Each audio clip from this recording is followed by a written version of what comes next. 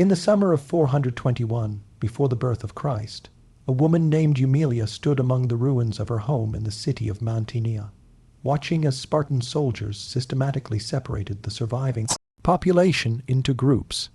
Humilia was 26 years old, the wife of a hoplite warrior named Cleomenes, who had died 3 days earlier defending the city walls during the final Spartan assault. She had 3 children, 2 daughters aged 7 and 5, and a son aged 3. For 3 days she had hidden with her children in the cellar of her house, while the battle raged above, listening to the sounds of combat, the screams of the dying, the eventual silence that meant the city had fallen. Now Spartan officers moved through the ruins, organizing the survivors. The men who had surrendered, those few who remained alive, were being marched away in chains. The elderly and very young children were being gathered separately, and the women of childbearing age, women like Humilia, were being assembled into another group, examined by Spartan commanders who walked among them, assessing them like one might assess livestock at a market. Humilia held her children close, trying to make herself invisible, hoping that perhaps she and her family would be overlooked, that they might somehow escape whatever fate the Spartans had planned. But a Spartan officer approached her, looked at her appraisingly, and asked her age and whether the children with her were hers. When she answered, he nodded and made a mark on a wax tablet he carried, then moved on to the next woman without explanation. That evening, Humilia and approximately 200 other women from Mantinea were separated from their children and marched out of the city under Spartan guard. The women's screams and pleas as they were torn from their children echoed through the ruins. Humilia's 3-year-old son cried out for her, trying to run after her, held back by an elderly woman who had been designated to care for the children left behind. Humilia looked back, trying to memorize her children's faces, having no idea if she would ever see them again, feeling something inside her break as the distance between them grew. The women were marched for 3 days, given minimal food and water, sleeping on the ground at night under guard, moving steadily towards Sparta. Many of them had never traveled more than a few miles from their birthplace. None of them knew what awaited them when they reached the Spartan homeland. But they had heard stories, whispered tales of what happened to captured women, stories that made death seem preferable to survival. What happened to Humilia and the other women of Mantinea over the months and years that followed would exemplify the Spartan approach to conquest, an approach that understood that destroying an enemy meant not just killing their men, but systematically targeting their women, erasing their culture, absorbing their bloodlines, and creating a living reminder that resistance to Sparta was worse than futile. It was catastrophic, not just for those who died, but for those who survived. But before I tell you what happened to Humilia, before I reveal the specific fates that awaited captured women in Sparta, before I explain why ancient sources describe this treatment as worse than death, I need to tell you about Sparta itself, about how this unique Greek city-state organized its entire society around warfare and conquest, and about how the treatment of defeated enemies' wives became a crucial part of maintaining Spartan power and identity.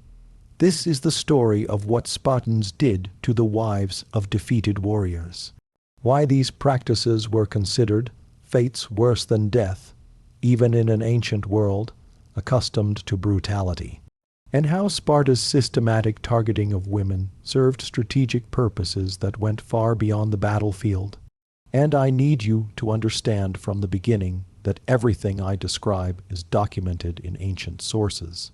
Plutarch, Xenophon, Herodotus, Thucydides, historians who wrote about Spartan practices based on their own observations or accounts from people who had experienced or witnessed these events. If you want to understand how conquest has targeted women throughout history, how systematic practices of forced reproduction and identity erasure have functioned as weapons of war, how societies can normalize atrocities by framing them as strategic necessities, then you need to watch this entire video. Subscribe to this channel right now because what you're about to learn will change how you understand ancient warfare and how women have been systematically targeted throughout military history. Hit that subscribe button and tell me in the comments where you're watching from and what you know about Sparta. Now, let me tell you about the Spartan system. Because to understand what happened to women like Humiliation, you need to understand how Sparta organized its entire society around the production of warriors and the maintenance of military supremacy.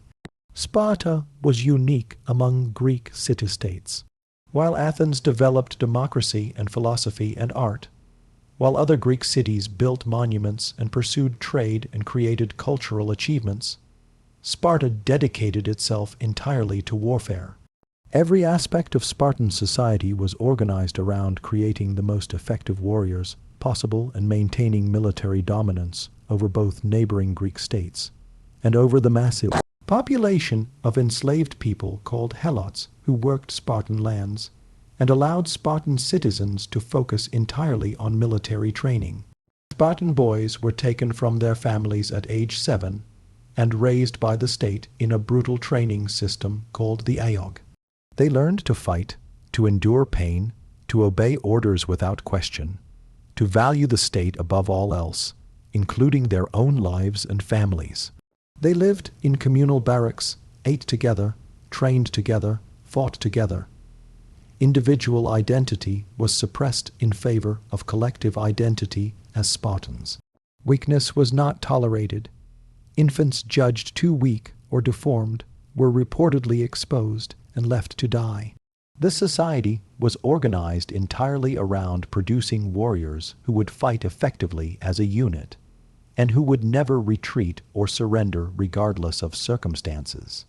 Spartan men were warriors first and everything else second. They did not work the land that was done by helots. They did not engage in trade or crafts. Those were beneath them or handled by a class of non-citizens called Pyrrhokoi. They existed to fight, and they were extraordinarily good at it. For centuries, Sparta fielded the most feared military force in the Greek world, an army of professional warriors who had trained for combat their entire lives. But maintaining this system required certain elements that shaped Spartan ideology and practice. First, Sparta needed a large population of enslaved helots to work the land and support the warrior class. The helots vastly outnumbered Spartan citizens, perhaps 10 helots for every Spartan, creating a constant fear of helot rebellion that influenced how Sparta treated both helots and defeated enemies. Second, Sparta needed to maintain its citizen population by producing enough children to replace warriors who died in battle. And third, Sparta needed to ensure that defeated enemies could never rise again to threaten Spartan power. These requirements led Sparta to develop systematic practices for dealing with conquered populations, particularly with the women of defeated enemies.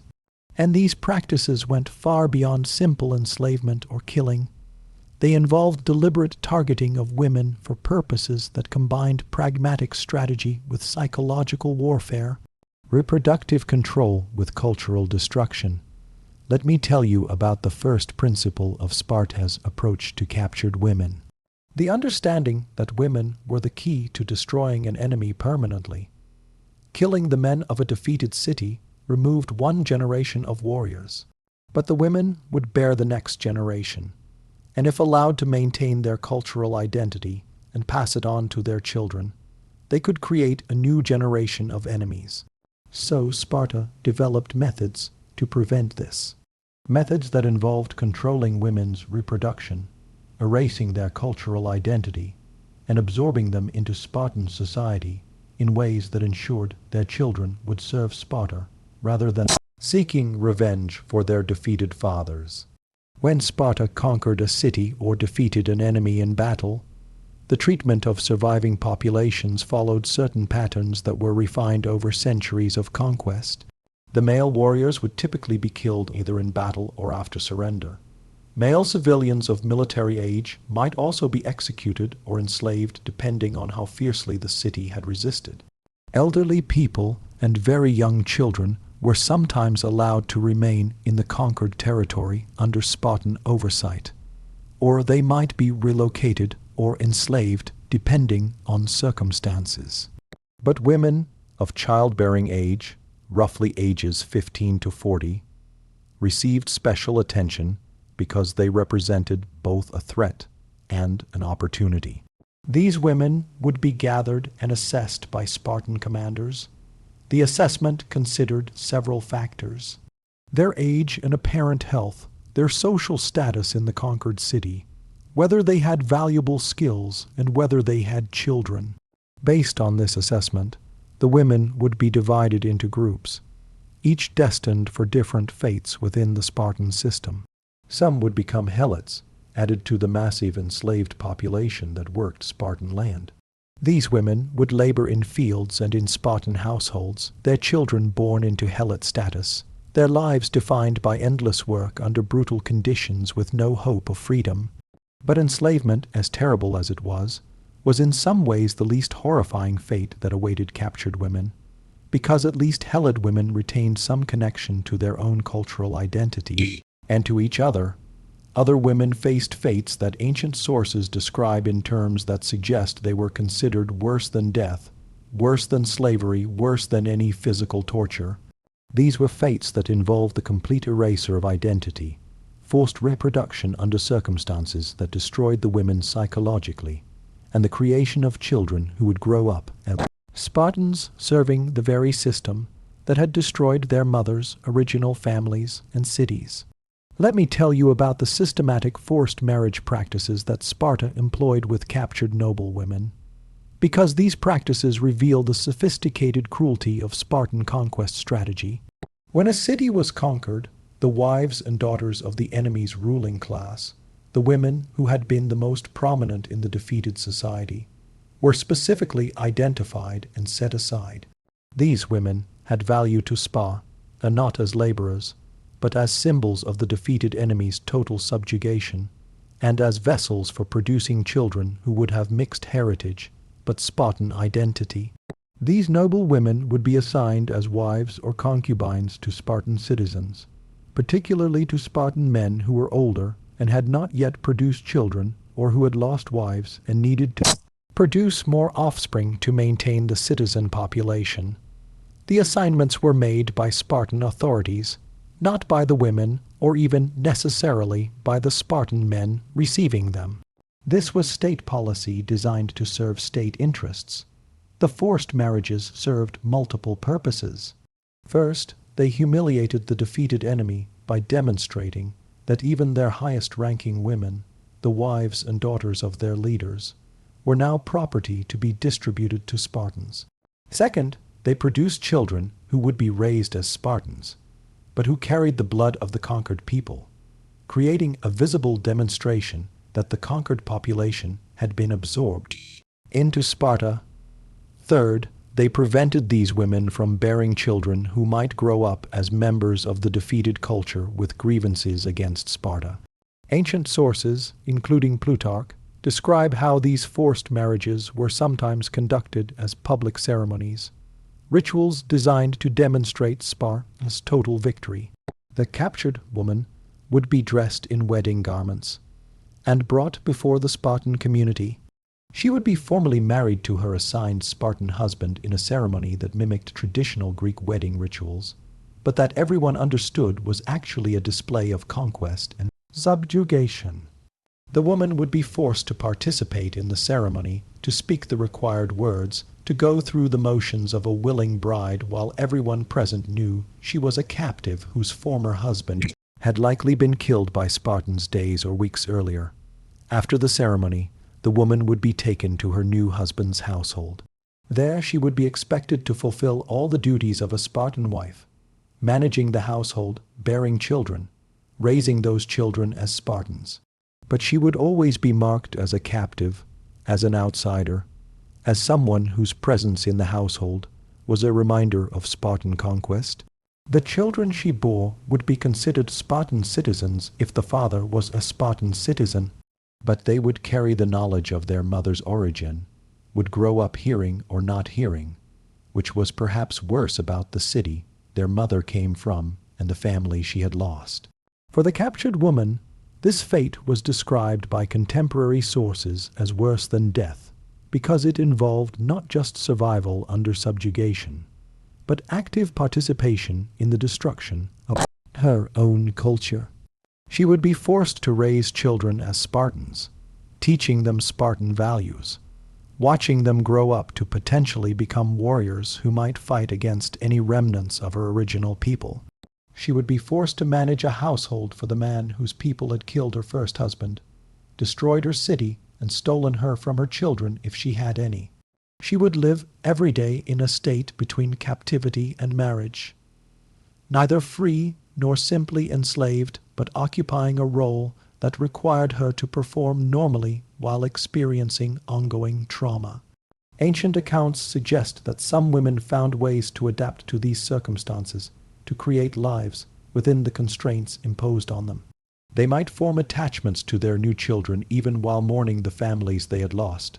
They might find small dignities or small rebellions within their households. But sources also describe women who never adapted, who lived their entire lives in states of depression or grief, who refused to fully participate in Spartan society even when doing so brought punishment. Some women reportedly took their own lives rather than accept these forced marriages. Plutarch and other sources describe instances of captured noble women choosing death over dishonor, throwing themselves from cliffs or finding other means of escape before they could be assigned Spartan husbands. These deaths were sometimes portrayed in Greek literature as examples of feminine virtue and honor. Women choosing death to preserve their loyalty to their deceased husbands and their original cities.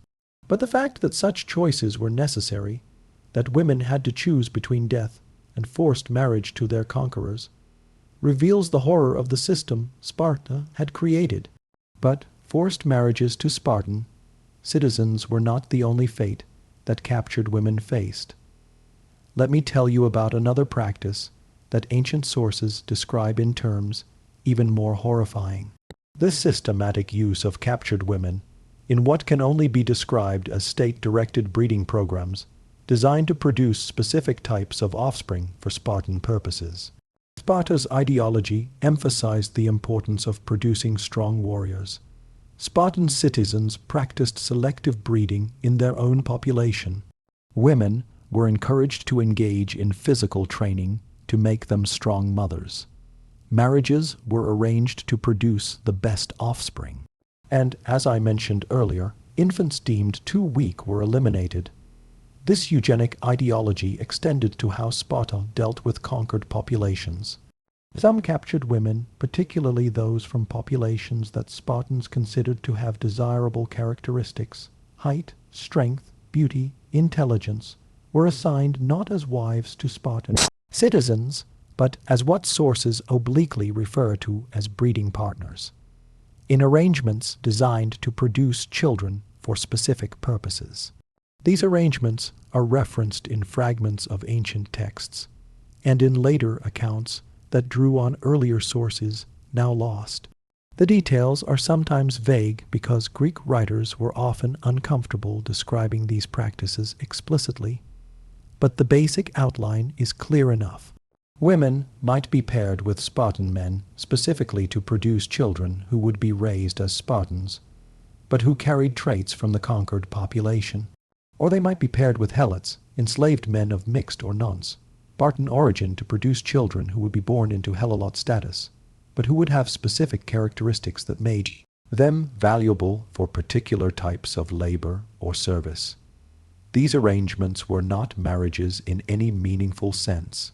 They were reproductive assignments, treating both the women and sometimes the men as breeding stock. Their value determined entirely by the children they might produce, and the purposes those children might serve. The women in these arrangements had no legal protections, no social status, no ability to refuse or to leave.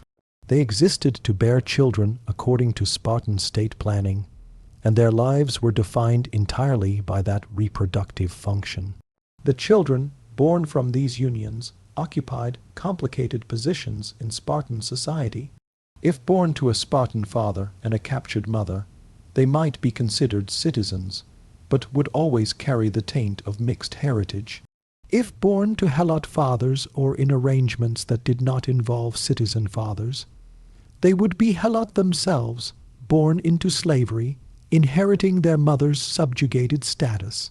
These children grew up knowing they were products of conquest, that their existence served Spartan interests, that their mothers had been targeted and used specifically to produce them.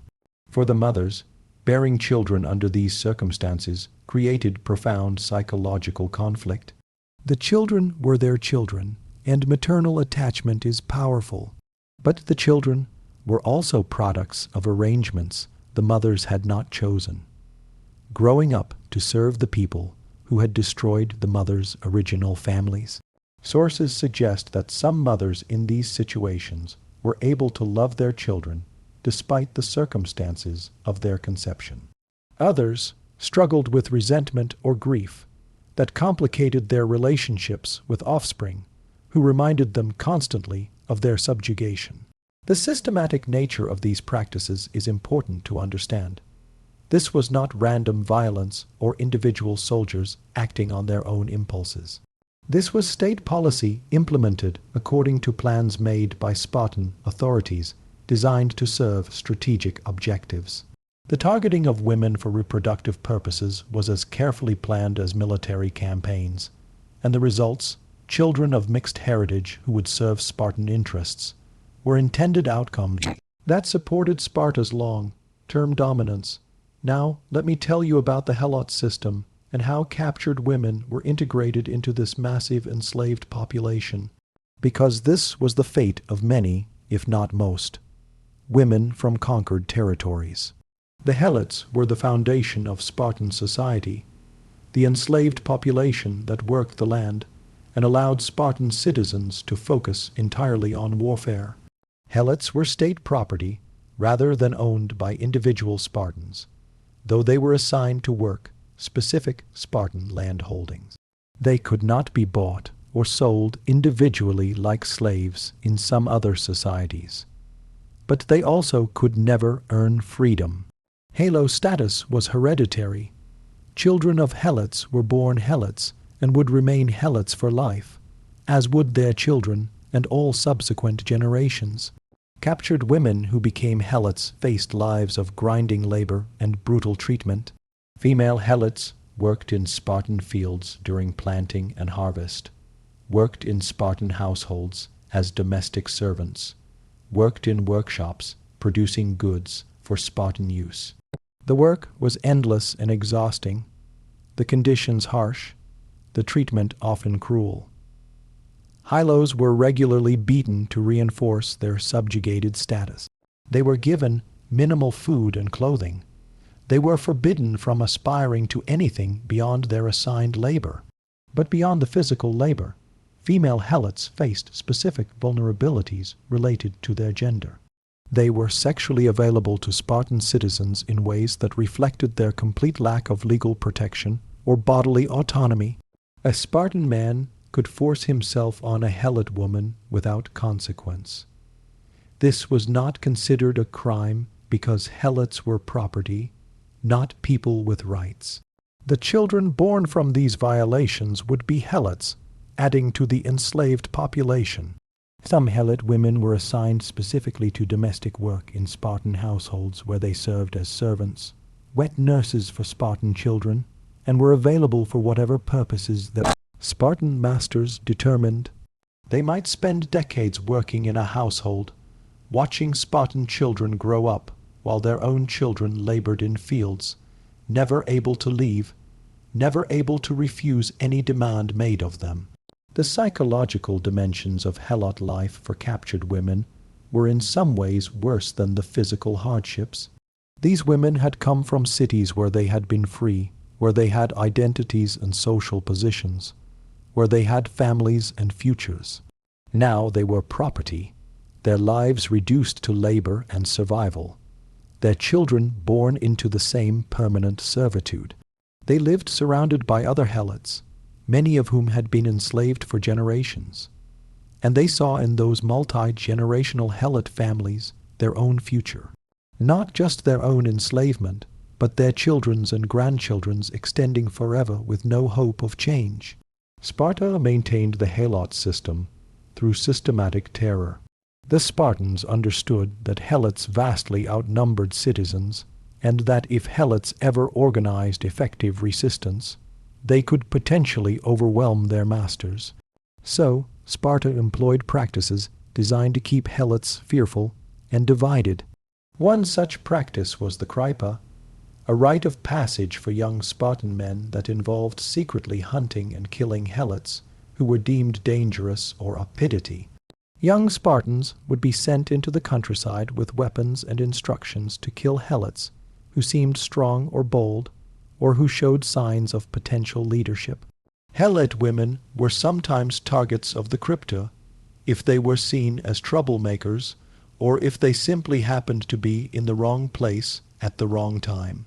The Krypa served multiple purposes. It gave young Spartans practice in stalking and killing, while reinforcing the ideology that Helots were enemies to be eliminated without mercy. It terrorized the Helot population by demonstrating that any Helot could be killed at any time for any reason or no reason. It eliminated Helots who might become leaders of resistance. The practice was designed to maintain fear and submission across the entire Helot population. For Helot women, particularly those who had been captured from conquered cities and who remembered freedom, the Krypa was a constant threat hanging over their lives. They lived knowing that showing too much spirit or capability might mark them for elimination. They learned to make themselves invisible, to suppress any qualities that might be interpreted as dangerous, to teach their children to do the same. This psychological weight of living under this constant threat, combined with the physical hardships of Helot labor, created lives defined by fear and exhaustion. Now, let me tell you about the public humiliation practices that Sparta employed with captured women, because these reveal how Sparta used ritual degradation as a weapon of psychological warfare. When Sparta won major victories, particularly against traditional enemies like Argos or Athens or Thebes, the celebrations would include rituals designed to demonstrate total domination over the defeated enemy. These rituals specifically targeted women as symbols of the enemy's subjugation. Captured women would be paraded through Spartan territory, displayed as living trophies of victory. The parades might happen immediately after a city was conquered or later during festivals, celebrating Spartan military achievements. The women would be stripped of whatever noble dress they might have worn and dressed instead as servants or slaves. If they had been prominent in their original cities, wives of leaders, priestesses, women of high status, their fall would be made as visible as possible.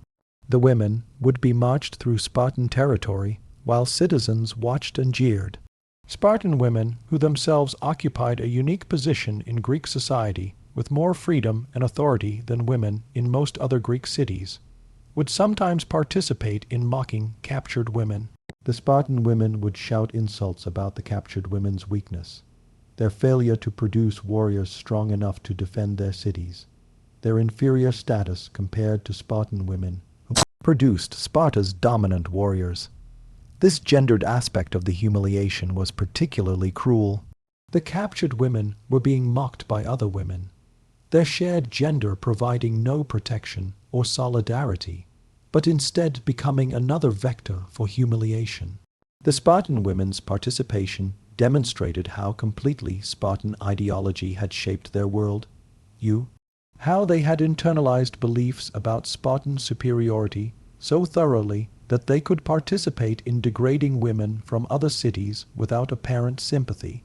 The parades and public displays served strategic purposes beyond simply entertaining Spartans.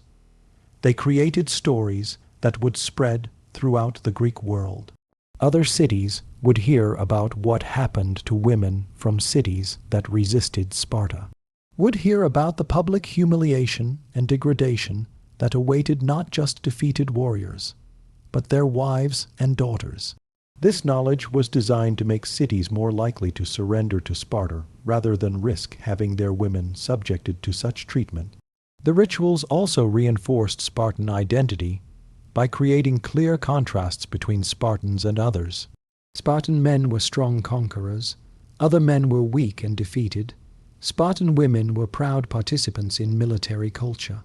Other women were captives and servants. By participating in these rituals of humiliation, Spartans reinforced their own sense of superiority and their commitment to maintaining the system that gave them dominance over others. Ancient sources, particularly Plutarch, described these practices with a mix of admiration for Spartan military prowess and discomfort with the treatment of captured populations. Greek writers were generally comfortable with slavery and with the idea that defeat in war brought loss of freedom. But some aspects of Spartan treatment of captured women seemed to trouble even writers who accepted the general framework of ancient warfare. The systematic nature of the practices, the deliberate psychological cruelty, the targeting of women specifically to destroy enemy cultures. These were remarkable even in a world where brutality was common. Let me tell you about specific historical examples that illustrate these practices. Starting with the Messian Wars, the conflicts that established the Helot system, and that showed how Sparta dealt with conquered populations on a massive scale. The Messenians were Greek people who lived in territory west of Sparta, in the region called Messenia.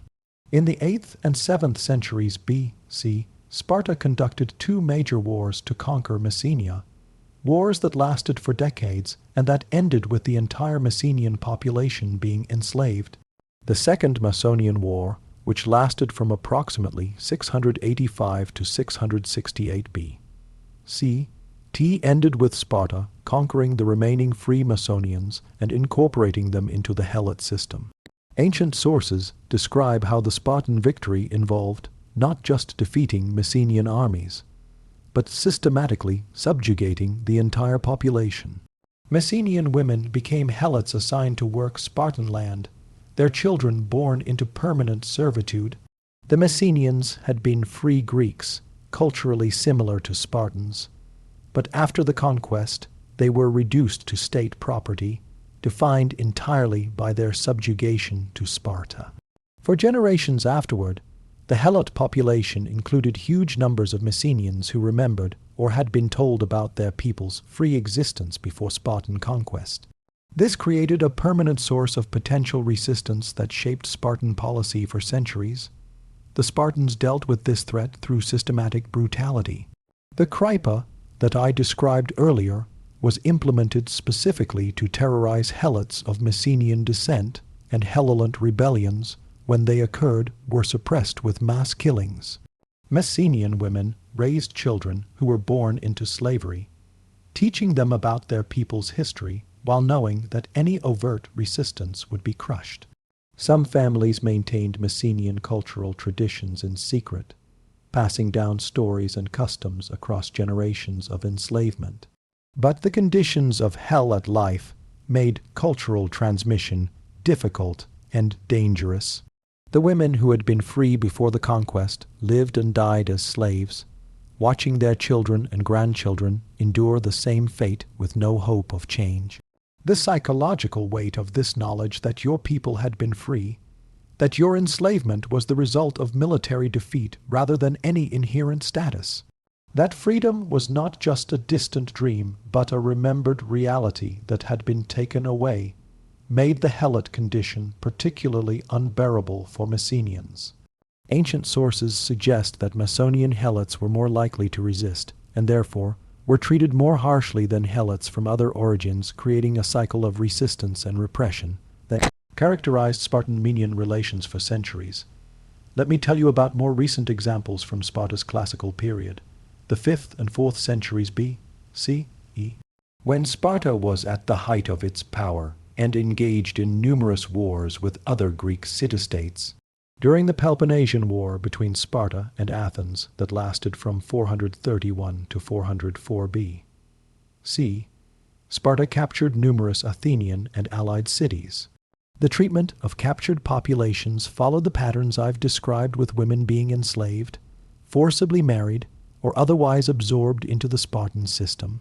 After Athens's catastrophic defeat in Sicily in 413 B.C., thousands of Athenian soldiers were captured by Syracuse, a Spartan ally. Many of these soldiers had wives and families in Athens or in Athenian-controlled cities. When Sparta and its allies subsequently captured some of these cities, the wives of captured or killed Athenian soldiers faced the fates I've described.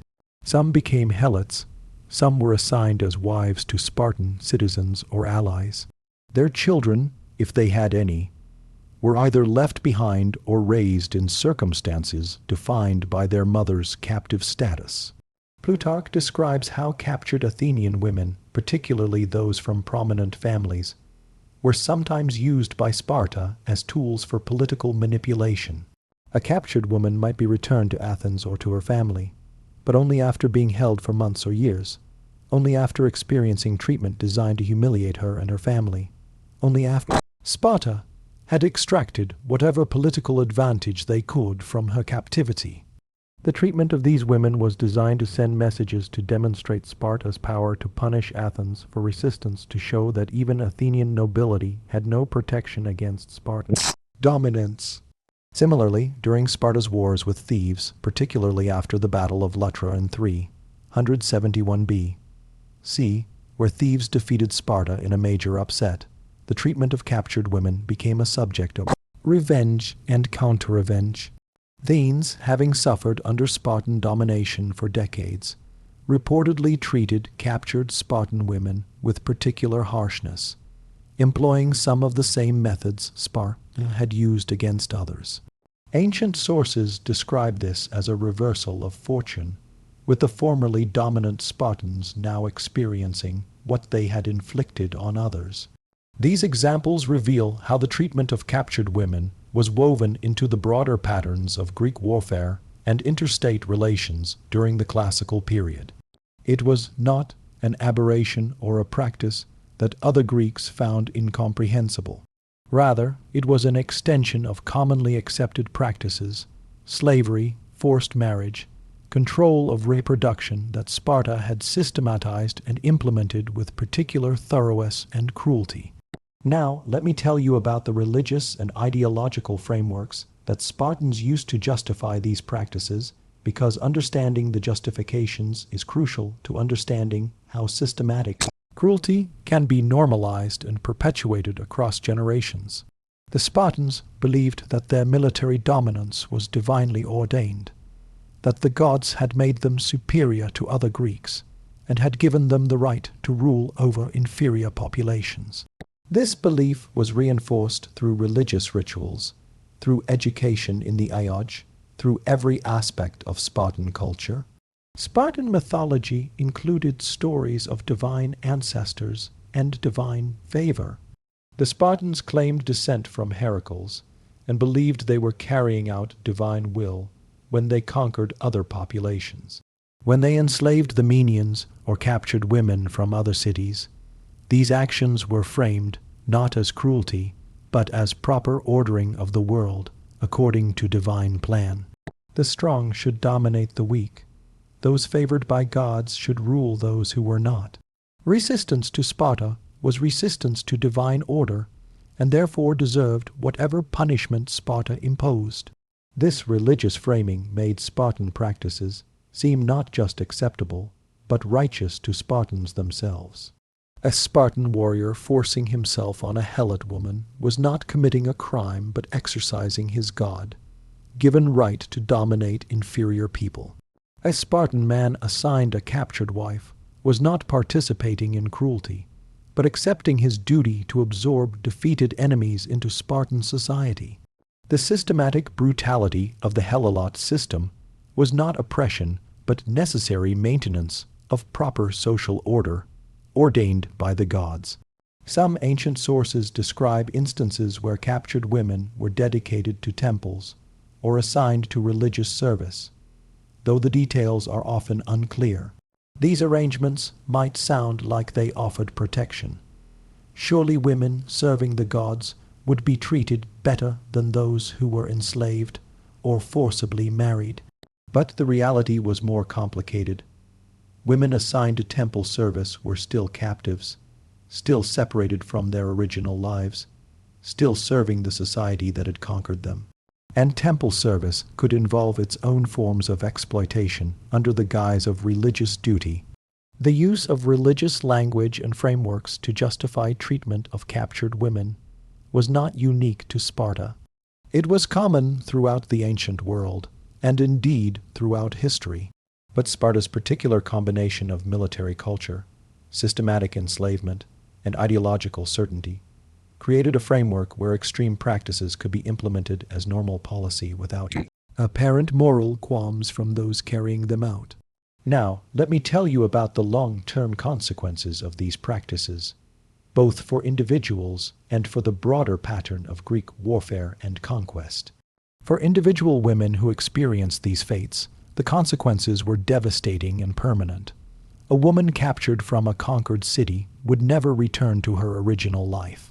Her identity as a member of her birth community was erased or permanently damaged. Her children, if she had any before capture, were lost to her.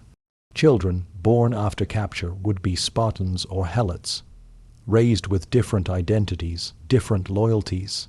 She would live the rest of her life in a state of permanent displacement, never fully belonging anywhere, always marked as a captive or former enemy.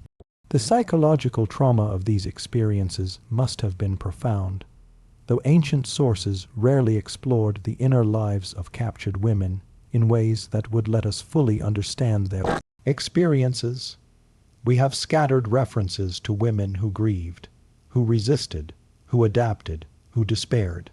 We have brief mentions of captured women who maintained their dignity despite circumstances, or who found ways to preserve some connection to their original identities.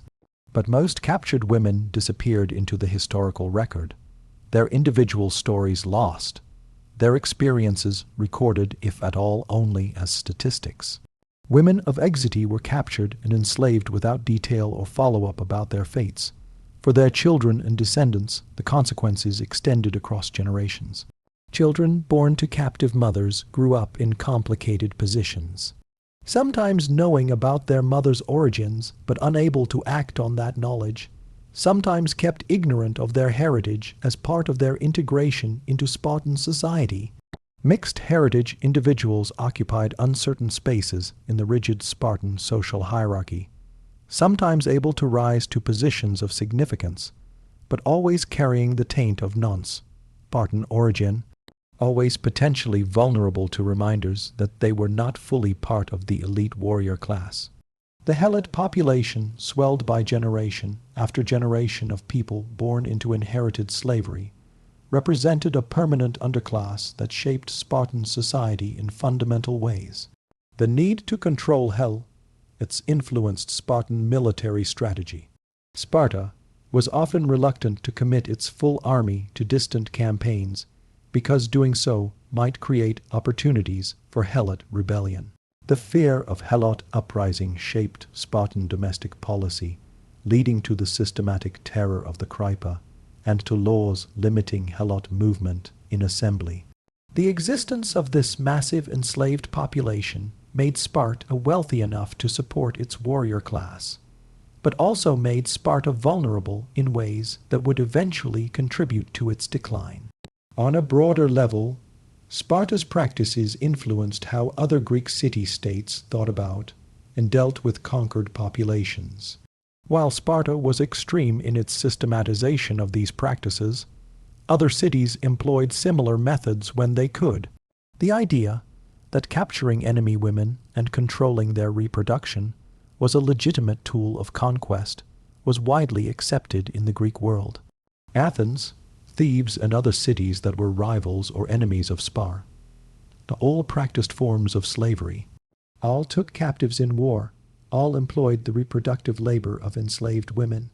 But Sparta's particular reputation for systematic cruelty and for thoroughgoing subjugation of conquered populations made other Greeks both fearful and critical. Ancient writers expressed discomfort with Spartan practices, even while acknowledging Spartan military effectiveness.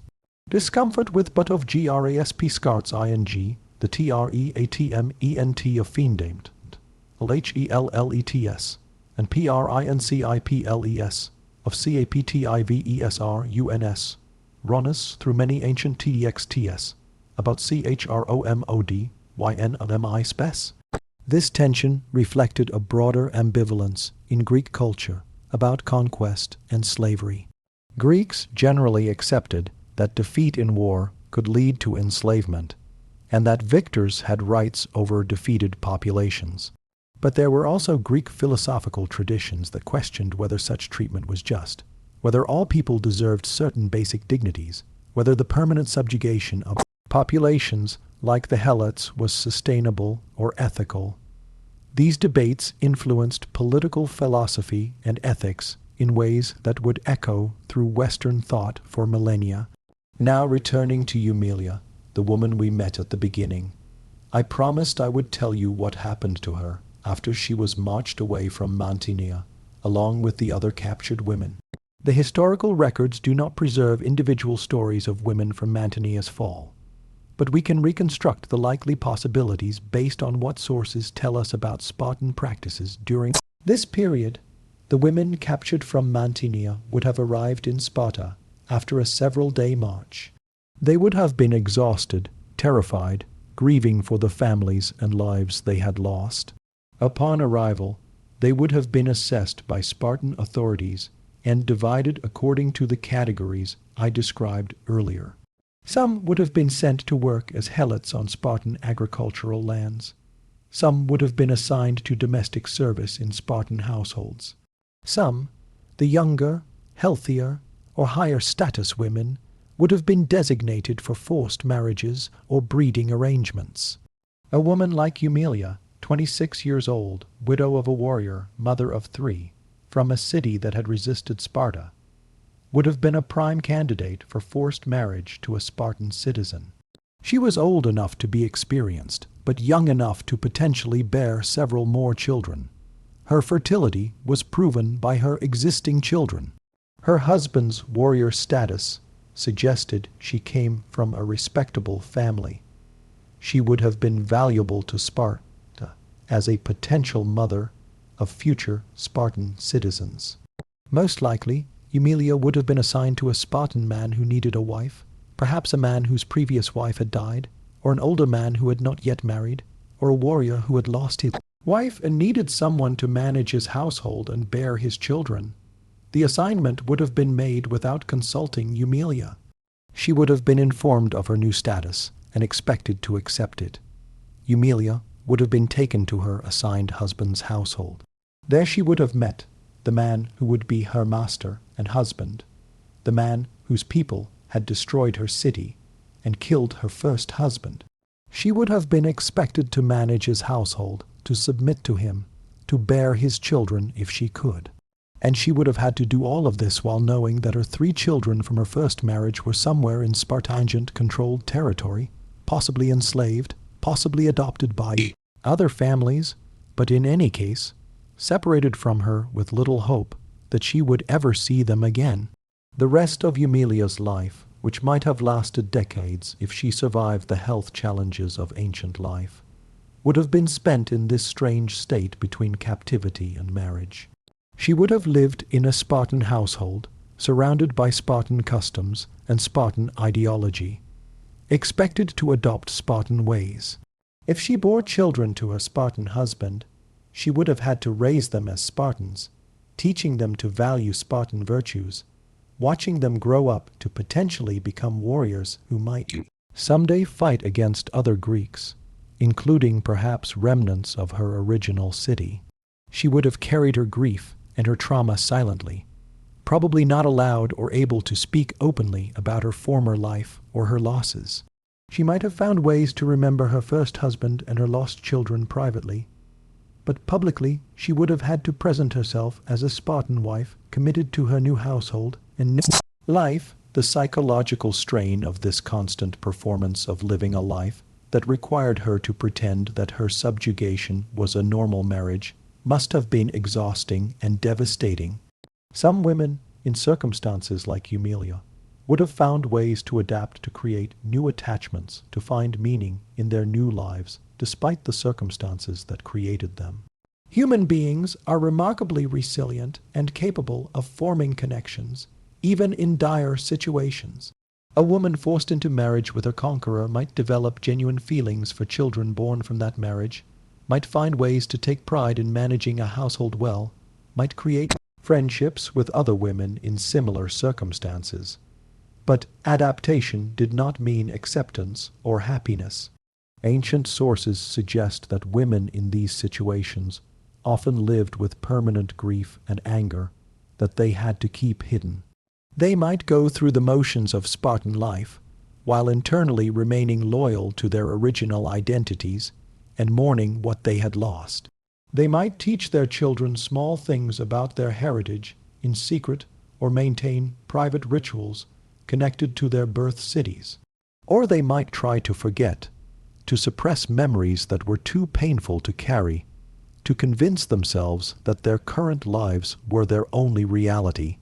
We don't know which path Humilia took or what the rest of her life was like.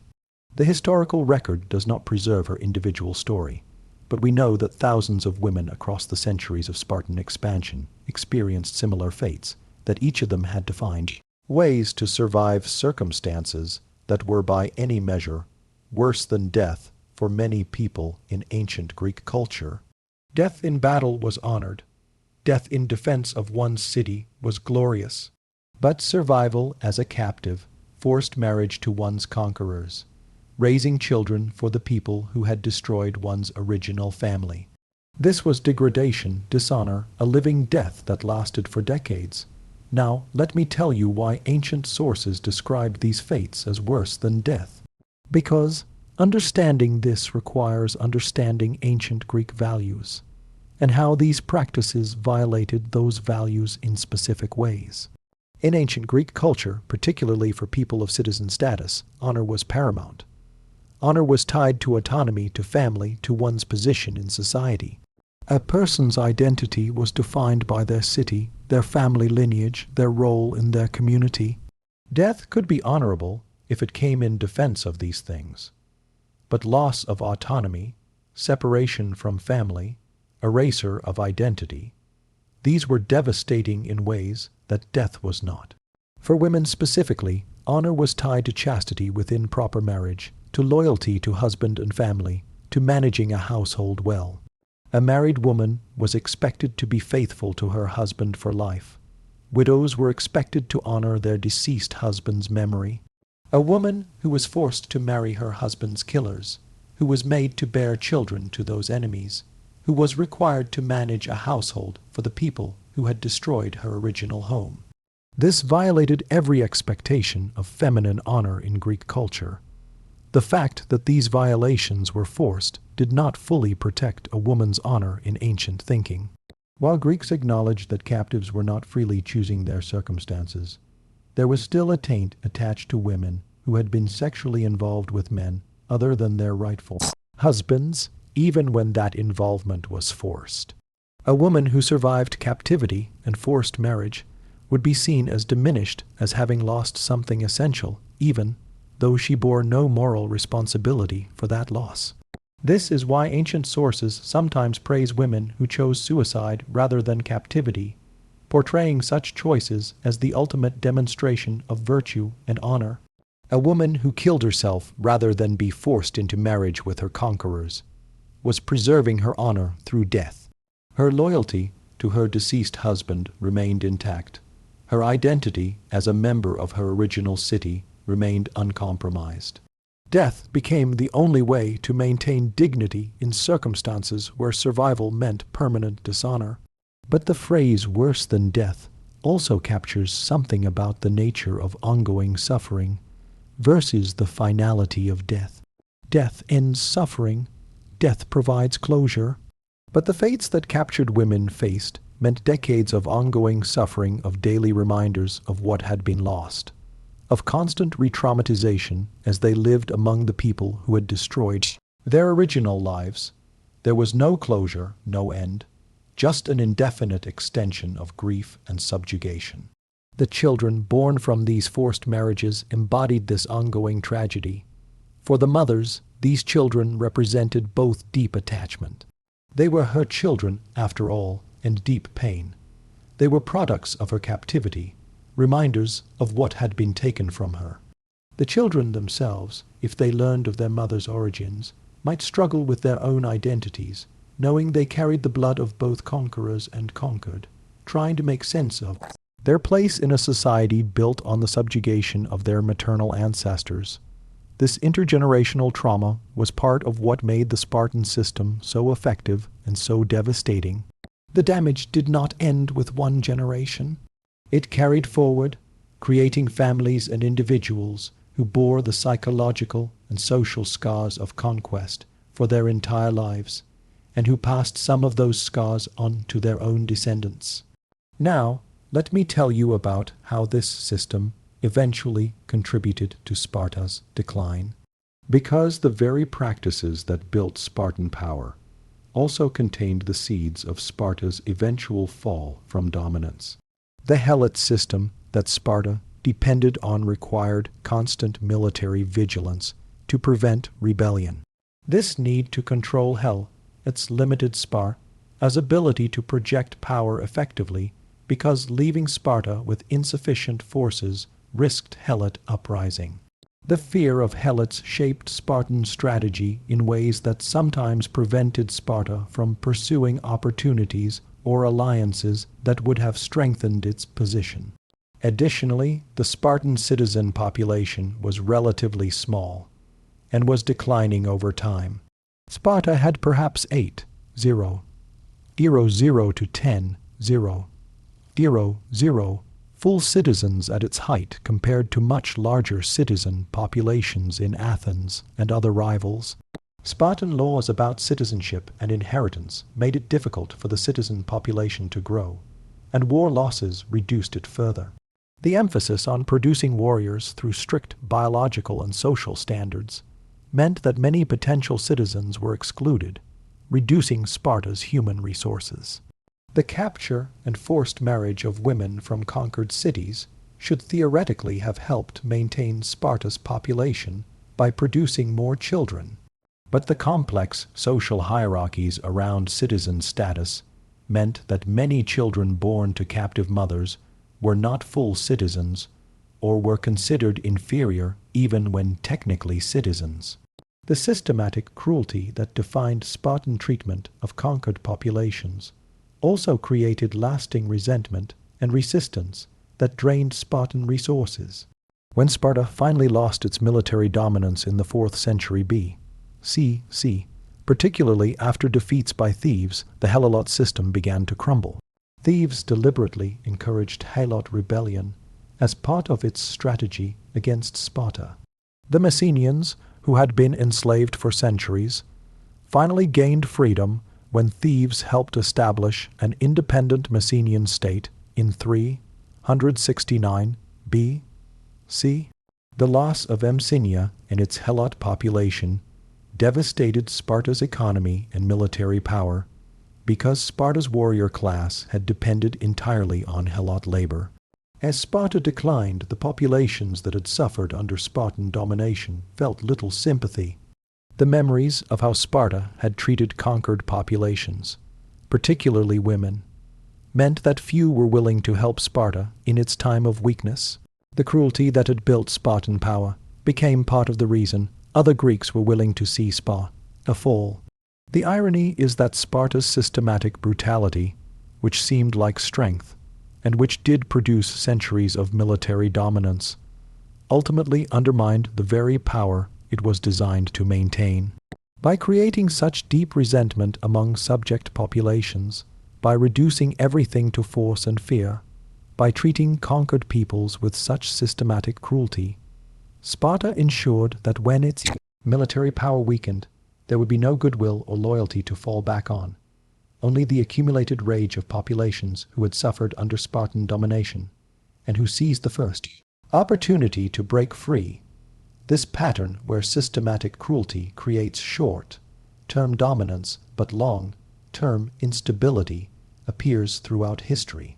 Empires built purely on force and fear tend to be fragile, collapsing quickly when their military power weakens because they have created no bonds of loyalty or cooperation, only resentment waiting for the chance to express itself. Sparta is perhaps the most extreme ancient example of this dynamic. A state so committed to force as the sole basis of power that it created nothing else to hold its system together. Now, as we reach the end of this history, let me tell you what we should take away from understanding these practices. The story of what Spartans did to wives of defeated warriors is not just ancient history.